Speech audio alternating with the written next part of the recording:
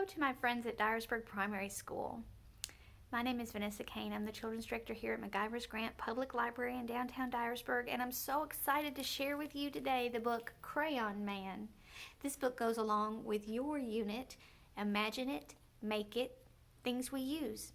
And we're talking about inventions today. Have you ever thought of an invention? Something that you might like to fix a problem that you're having, and you think, oh, I think if I do this and I create that, I can solve that problem.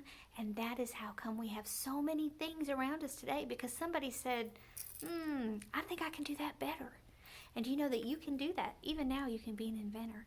Every day when you sit down at the blocks, you're an inventor. You're creating something that wasn't there before. And you can do that.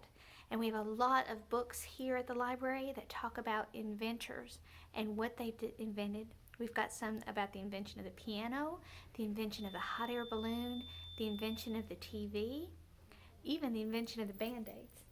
And I have a longer story time, an extra story time that we're putting into this week's packet for you. It's a little bit longer, so I'm going to go ahead and do 2 shorter books for you too.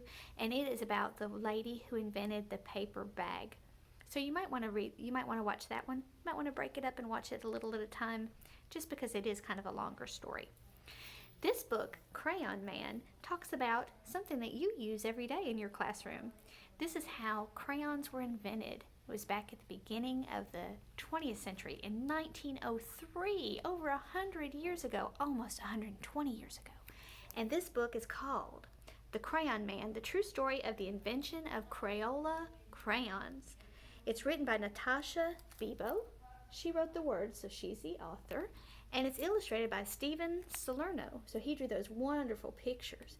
And do you think maybe he drew them with crayons? I bet he did, just because you'd have to, wouldn't you? If you were drawing a picture about how crayons were invented, you would want to use crayons, I bet.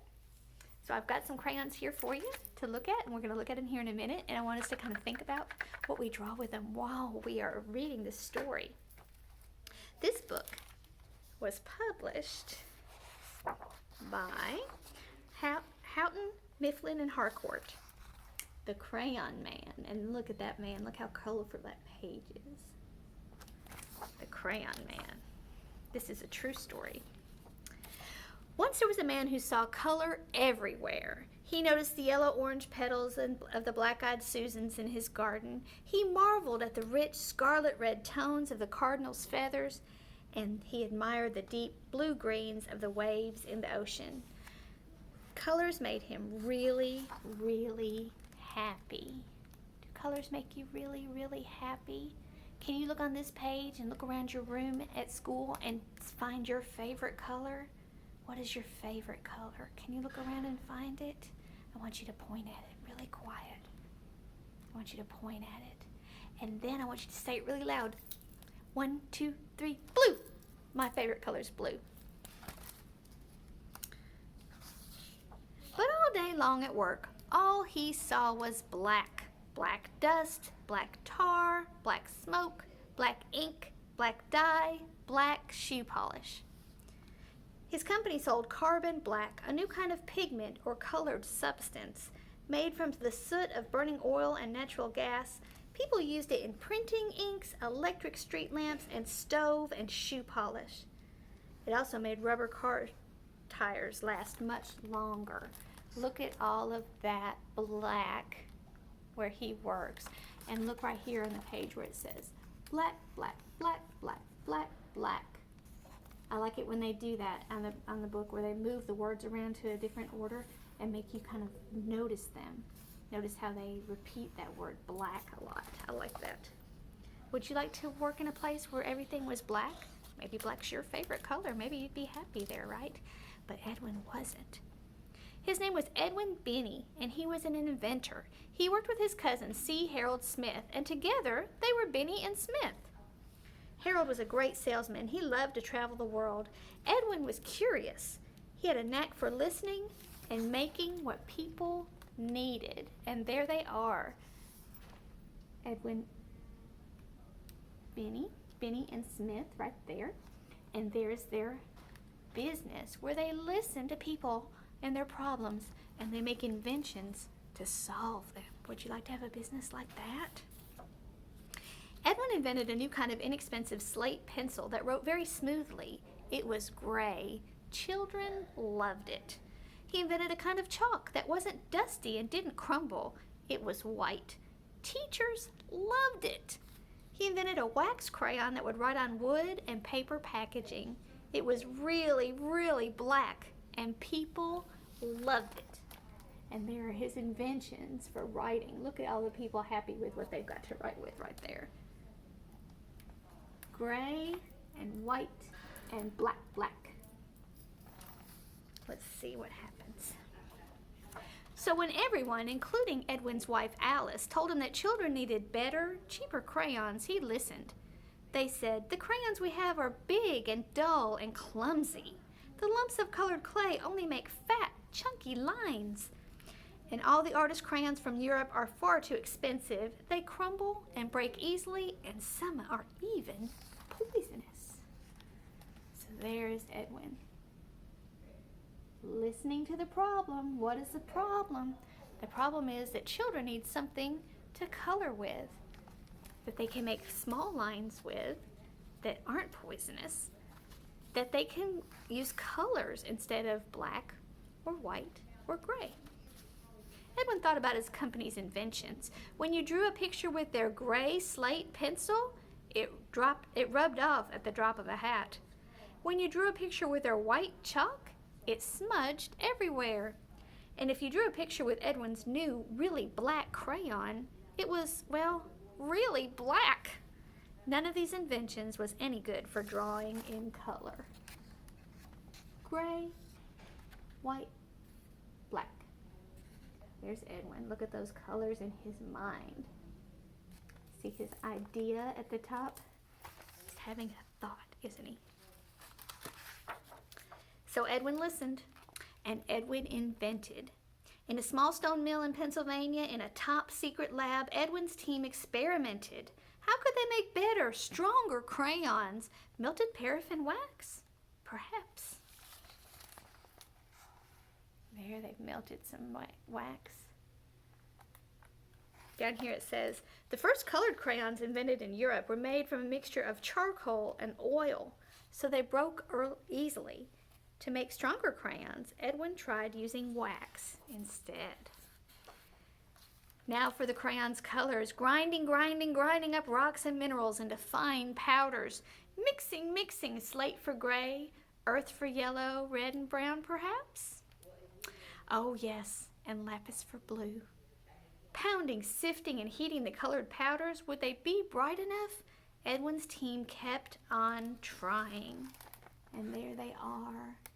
Look at all that hot work as they melt the wax and they put all of those they grind and put all that ground powder in with the wax. Let's see what happens. And they came home covered in color. I love that picture. Doesn't that tell you everything? They worked so hard. They tried and they had all different kinds of colors. What happened? They experimented some more and discovered a pinch of this pigment, a sploosh of that one, a little hotter, a little cooler, and voila! Lots of different shades. Now there were greens and oranges and violets and pinks too. Edwin came home covered in color. There they are mixing. Looks like they're cooking, doesn't it? They are. They're cooking up crayons. And there is Edwin coming home covered in color. In a large tub at the mill, Edwin's team measured out the ingredients: melted wax, clay to thicken, something for texture, colored powders, and in each just the right amount every time to make a top secret formula. Slowly, carefully stirring by hand, they poured the special formula into thin, crayon-shaped molds, smaller than any other inventor's, just the right size for children's hands. The mixture cooled and hardened. Edwin watched, and Edwin waited. Look at them all watching and waiting. They've got colors all over them. Do you see all the crayons on the table in front of them? Hardening up. They're hoping that they will work. This says children might eat or chew the crayons and get sick, so Edwin's team experimented to find new, safe, non-toxic colors and materials. So I know you are old enough that you know not to put crayons in your mouth, but I bet you have a little brother or sister maybe, or you've seen somebody smaller than you that'll just stick something in their mouth and they don't really realize it's not good for them. So I'm really excited that Edwin thought about that. When you work with kids, little kids, you have to kind of think about that, don't you? Now, that doesn't mean that you should put your crayons in your mouth, because that's still yucky, isn't it? And they don't taste good at all, do they? But I'm glad you already know that. Finally, one summer evening in June 1903, Edwin came home covered in color and announced that he had invented a new kind of colored crayon. But what should he call it? Alice had an idea. She said, let's mix the French word cray for a stick of chalk and the word ola from the word oleaginous, meaning oily like the oily texture of the crayon wax, and invent a new word. Crayola.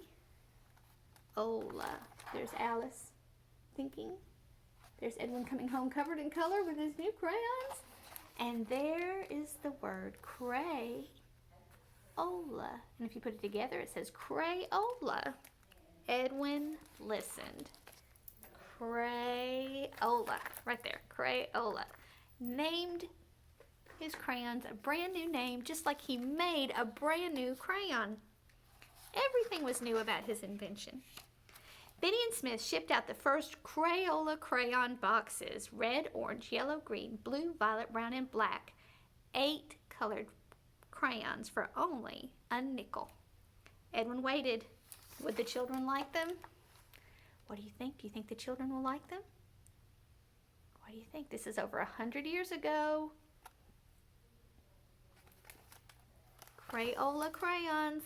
There might be some in your desk. Do you think the children liked them? Children did! Now they could draw a tiny green caterpillar or a big blue sky. Their drawings wouldn't smudge and they wouldn't rub out, and they were bright and could last a long, long time. Look at all those wonderful pictures. Look at the little bitty caterpillar. Look at the big leaf he put it on. All the colors that you can use. Excitement over the new colored invention spread like wildfire. Admirers from far and wide flocked to marvel at Benny and Smith's inventions at the St. Louis World Fair. The company's dustless chalk even won a gold medal. Proudly, Edwin and Harold showed it off, especially on their new Crayola crayon boxes. And look, they look a lot like that now, but it says gold medal right there on there. And this is the World's Fair.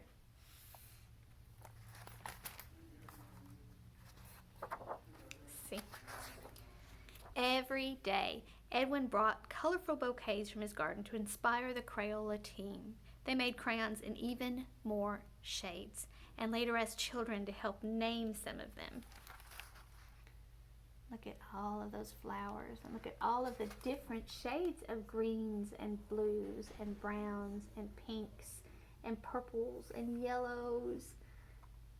They're not just one of each anymore, are there? And when you get a big box of crayons, you see all those different colors. And at last, because of Edwin Benny, the man who saw color everywhere, who had a knack for listening and making what people needed, children all around the world could reach for just the right shade. Sun glow, wisteria, jungle green, screamin' green, razzmatazz, robinet's egg blue, wild watermelon, marvelous, purple mountain's majesty, cadet blue, timberwolf lavender, and they could draw anything. Look at all of those pictures. Look right there at all those different colors, and that's really the colors of what they're named. That's sun glow, that's yellow, that's wisteria, that's purple like a wisteria bloom. Isn't that pretty? I like this book. And now we have a little section in the back called How Crayola Crayons Are Made Today. And I'm just gonna, we'll do a quick little picture walk through there, and you see, there you see, there's the factory and there's somebody that's working. There's the big bin where they're melting. There's the wax coming out and going into the molds. There's the crayons that are pushed up out of the molds as they're drying. There's the pre-printed sticky labels that go around the outside. There's another worker, and she's checking the finished crayons. And there are all the different crayons that go into the crayon boxes. And there's the boxes. And there's a finished product, Crayola crayons, just like the ones we've got. So today, when you go to your art station, when you get to do, ooh, I about dropped it. When you do your art, I want you to grab a crayon, and I want you to think about how somebody listened to a problem and they invented something that fixed it. And I want you to think about what you might want to do when you grow up, or even now, that might fix a problem. You might be an inventor too. I hope you have a wonderful day, and I hope you're great and really good for your teachers today. And I'll see you next week.